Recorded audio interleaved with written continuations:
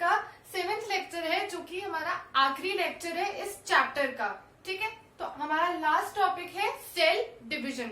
इसके बाद हमारा सेल चैप्टर खत्म हो जाएगा। तो स्टार्ट करते हैं सबसे पहले सेल डिवीजन की डेफिनेशन से कि सेल डिवीजन होता क्या है ना। तो सेल डिवीजन का मतलब होता है, देखो डिवीजन का मतलब होता है किसी भी चीज का डिवाइड होना। ठीक है, मतलब एक से दूसरा बनना, डिवाइड हो रहा है ना, बड़े से छोटा बन रहा है। और सेल का मतलब है उस सेल का डिवीजन, मतलब the process by which a parent cell divides into 2 और more daughter cells is known as cell division. Suppose ये हमारे पास एक बड़ा सा पेरेंट सेल है और इसके डिवीजन से हमें मिले 2 या 2 से ज्यादा। देखो अब 4 पार्ट्स में मैंने इसको डिवाइड किया तो 4 हमको इसके सेल्स मिल गए। तो it is a process by which a parent cell divides into 2 और मोर डॉटर सेल्स। ठीक है, मतलब अगर नया रिप्रोड्यूस होना है, जिस तरीके से हमारी बॉडी में सेल्स बनते हैं तो वो एक बड़े सेल के डिवीजन से बनते हैं। तो जिससे डिवीजन हो रहा है वो तो होता है पेरेंट सेल, और जो डिवीजन होने के बाद हमको सेल्स मिलते हैं उनको हम बोलते हैं डॉटर सेल्स। ऑलराइट, अब हमारे पास सेल डिवीजन 2 टाइप्स के होते हैं, नेमली माइटोसिस एंड मियोसिस। पहले हम इनकी डेफिनेशंस और कुछ कैरेक्टरिस्टिक फीचर्स स्टडी करेंगे, नेक्स्ट हम इनको डायग्राम से समझेंगे। तो देखो माइटोसिस ऐसा डिवीजन होता है जिसमें जो सेल्स हमें मिलते हैं वो जेनेटिकली आइडेंटिकल होते हैं। अब क्या मतलब होता है जेनेटिकली आइडेंटिकल का? इसका मतलब कि जो क्रोमोसोम्स, जैसे इस सेल में हमारे पास जो क्रोमोसोम्स थे वैसे ही क्रोमोसोम्स हमको डॉटर सेल्स में भी मिलेंगे, मतलब एग्जैक्ट सेम कॉपी होती है। ठीक है, वाइल मियोसिस में क्या होता है कि जो सेल्स हमें नए मिल रहे हैं, जो न्यू सेल्स बन रहे हैं, वो जेनेटिकली आइडेंटिकल नहीं होते। ठीक है, मतलब उसके अंदर जो जेनेटिक मटेरियल प्रेजेंट है, जो कि कौन सा होता है, डीएनए हो गया, आरएनए हो गया, तो उसमें कुछ चेंजेस हो जाएंगे। तो मियोसिस वाले केस से अगर डिवीजन हो रहा है तो उससे तो जेनेटिक वेरिएशन आएंगे, है ना। Cells are not genetically identical, while mitosis में जो सेल्स मिलेंगे वो जेनेटिकली आइडेंटिकल होते हैं। Okay, these are identical and these are not genetically identical।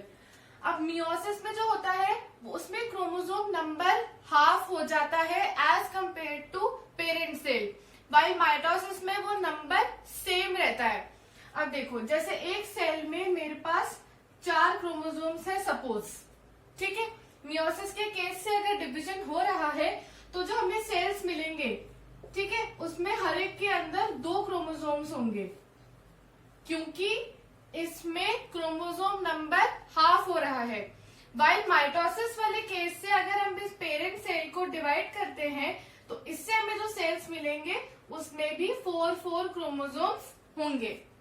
This is the reason mitosis is also known as equational division, मतलब जितने chromosome से हमने स्टार्ट किया था उतने ही क्रोमोसोम्स हमें एंड में जाके मिल जाते हैं, इसीलिए it is equational division. While meiosis में क्या होता है कि क्रोमोसोम नंबर हाफ हो जाता है, रिड्यूस हो जाता है, that's why meiosis is also known as reductional division.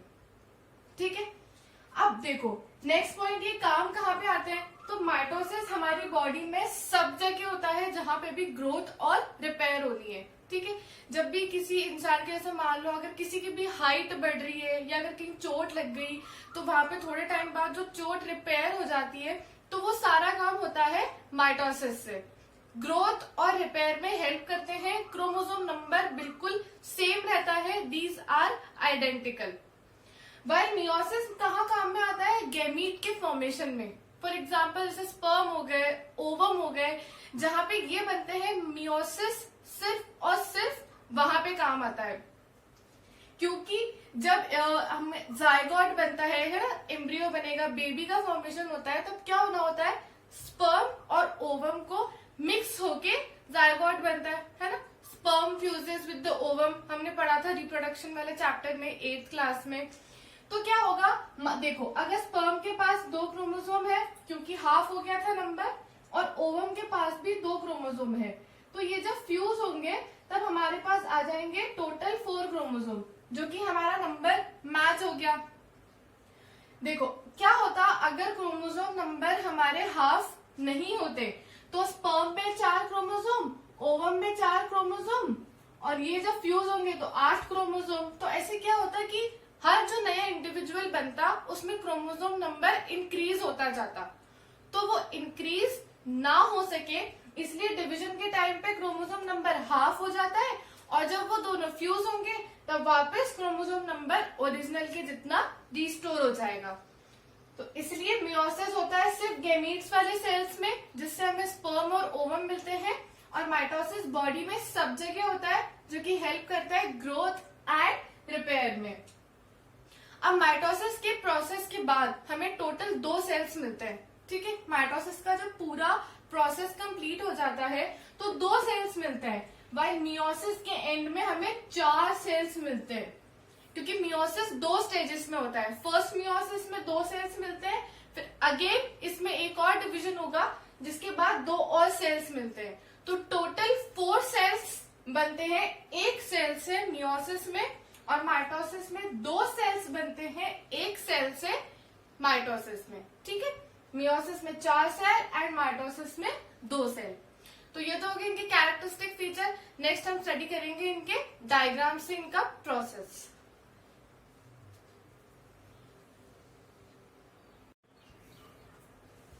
तो अब हम देख लेते हैं कि सेल डिवीजन का प्रोसेस कैसे होता है। सबसे पहले देखते हैं माइटोसिस में क्या होता है। तो हम सबको पता है कि न्यूक्लियस के अंदर जो जेनेटिक मटेरियल होता है वो एंटैंगल्ड फॉर्म में प्रेजेंट होता है, जिसको हम बोलते हैं क्रोमैटिन मटेरियल, ठीक है। तो ऐसे सबसे पहले तो ये क्रोमैटिन मटेरियल रहता है, फिर थोड़े टाइम बाद क्या होता है वो क्रोमैटिन मटेरियल कंडेंस होके बनाता है chromosomes which are ribbon like structures. तो ये तो हो गए क्रोमोसोम्स। तो दूसरी स्टेज में हमारे पास क्रोमोसोम्स बन जाते हैं क्रोमैटिन मटेरियल से, ठीक है। अब थर्ड स्टेज में क्या होता है कि बीच में एक प्लेट बन जाती है, और उस प्लेट पे आके सारे क्रोमोसोम्स उस पे अरेंज हो जाते हैं, और साथ ही साथ जो हमने 2 सेंट्रोसोम्स पढ़े थे, तो वो दोनों सेंट्रोसोम सेल के एंड पे चले जाते हैं और स्पिंडल फाइबर्स का फॉर्मेशन करते हैं। These are known as spindle fibres, ठीक है। ये फाइबर्स क्या करते हैं, इससे अटैच होने का काम करते हैं। फाइबर्स यहाँ से निकलेंगे सेंट्रोसोम से और क्रोमोसोम्स पे आके अटैच हो जाएंगे, ताकि वो क्रोमोसोम डिवाइड हो सके।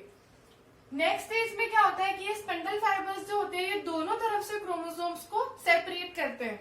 तो आधे क्रोमोसोम्स यहाँ चले गए और आधे यहाँ हो गए। अब ये जो स्ट्रक्चर है इतना तो कहलाता है क्रोमोसोम्स। अब अगर हम इसको बीच में से निकाल दें तो 2 पार्ट्स बन जाएंगे which are known as chromatids.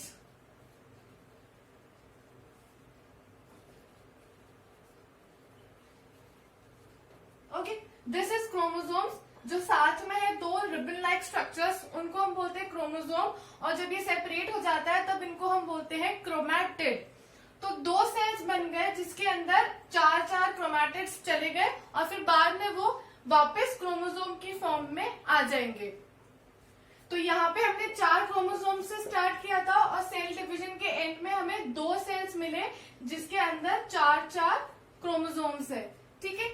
जितने से स्टार्ट किया था उतने ही क्रोमोसोम्स मिले, और एक सेल से 2 सेल मिले। ये था हमारा mitosis which is also known as equational division.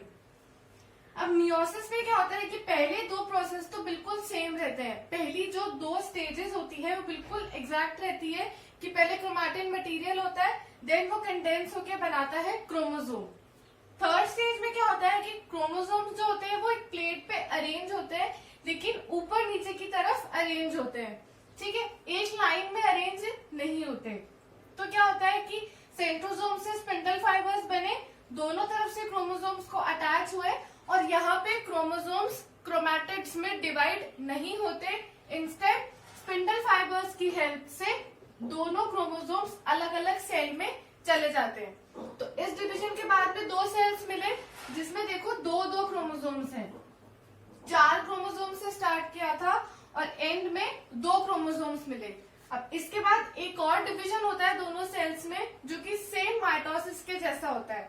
तो उसकी वजह से हमें दो और सेल्स मिलेंगे, लेकिन उनमें भी इतने ही क्रोमोसोम्स रहेंगे। मतलब डिवीजन क्रोमोसोम का सिर्फ यहीं तक हुआ कि हमने 4 क्रोमोसोम से स्टार्ट किया था और एंड में हमें 2 क्रोमोसोम्स ही मिले। Meiosis is also known as reductional division, जिसमें 4 से क्रोमोसोम नंबर आधा हो गया, विच इज 2। तो ये खत्म हो गया हमारा टॉपिक सेल डिवीजन। अब लास्ट में देख लेते हैं एक बार plant cell and animal cell का डायग्राम।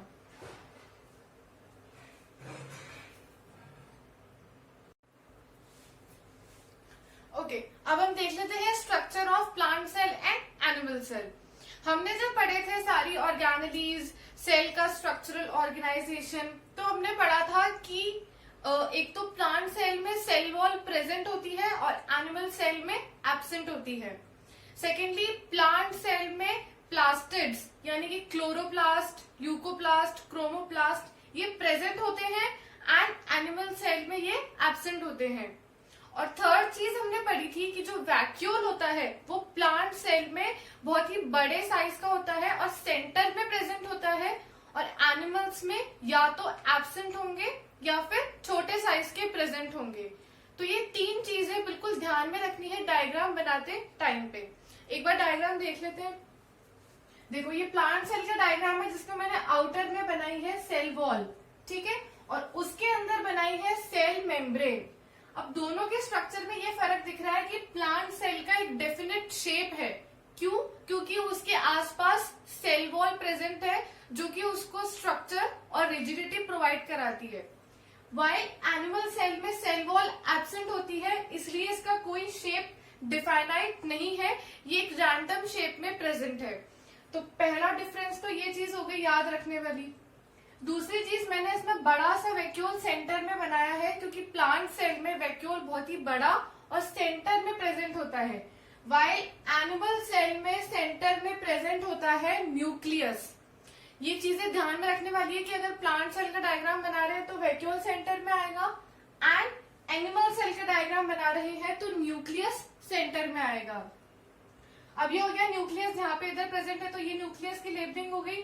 अंदर क्रोमैटिन मटेरियल प्रेजेंट होता है और न्यूक्लियोलस प्रेजेंट होता है। तो ये तीनों लेबलिंग्स कॉमन करिए क्योंकि ये दोनों यही पास पास प्रेजेंट है। अब न्यूक्लियस के पास में होता है आरईआर, है ना, जो कि हमने पढ़ा था। क्यों? क्योंकि न्यूक्लियोलस के अंदर राइबोसोम्स बनते हैं और वो राइबोसोम्स आके आरईआर पे अटैच होते हैं, इसलिए आरईआर न्यूक्लियस के पास में प्रेजेंट होता है दोनों केसेस में। ऐसे ही एसईआर जो होता है वो न्यूक्लियस के पास में भी हो सकता है और सेल में और भी कई जगह प्रेजेंट हो सकता है, लेकिन अभी मैंने सिर्फ न्यूक्लियस के पास में बनाया है। ये रहा एसईआर एंड ये एनिमल सेल का एसईआर। थर्ड चीज, यहाँ पर मैंने क्लोरोप्लास्ट बनाया है which is a type of plastid जो कि सिर्फ प्लांट सेल्स में प्रेजेंट होता है। एनिमल सेल्स में मैंने कहीं पर भी क्लोरोप्लास्ट नहीं बनाया है। ये चीज ध्यान में रखनी है कि जब भी प्लांट सेल का डायग्राम बनाएंगे तब क्लोरोप्लास्ट बनाना है। बाकी गोल्गी बॉडी इधर भी प्रेजेंट होती है एंड यहाँ पे बनाने का रह गया। बाकी एनिमल सेल्स में भी गोल्गी बॉडी प्रेजेंट होती है। ओके, माइटोकॉन्ड्रिया भी दोनों सेल्स में प्रेजेंट होता है। ये रहा इधर एनिमल सेल का mitochondria and this is the mitochondria of plant cell.